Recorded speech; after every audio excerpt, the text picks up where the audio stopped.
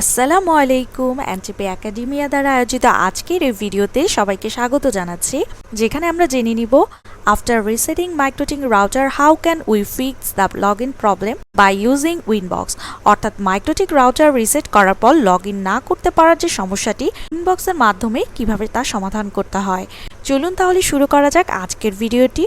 আমরা এখানে যে রাউটার বোর্ডটি ব্যবহার করছি তা হলো RB750R2। MikroTik রাউটারটি রিসেট করার পর প্রথমে উইনবক্সটি ডাবল ক্লিক করে ওপেন করে নিতে হবে। ইউজার এবং পাসওয়ার্ড দিয়ে কানেক্ট করার চেষ্টা করব। দেখা যাচ্ছে error router doesn't support secure connection. চেষ্টা করার পরও এই কানেক্টিং ইরোর মেসেজটি দেখাচ্ছে। সমস্যাটি সমাধানের জন্য আমরা উইনবক্সের টুলস অপশনটি সিলেক্ট করে লিগেসি মোড অপশনটি এনেবল করে দিব।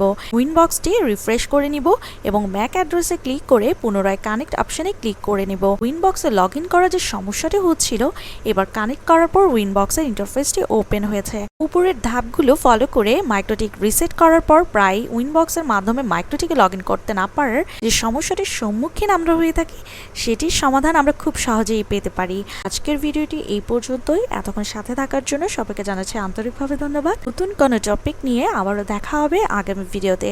সেই পর্যন্ত সবাই ভালো এবং সুস্থ থাকুন। লাইক, কমেন্ট এবং শেয়ার দিয়ে এভাবেই সবসময় এনটিপি একাডেমিয়ার সাথে থাকুন। Great things happen to those who don't stop believing, trying, learning and being grateful.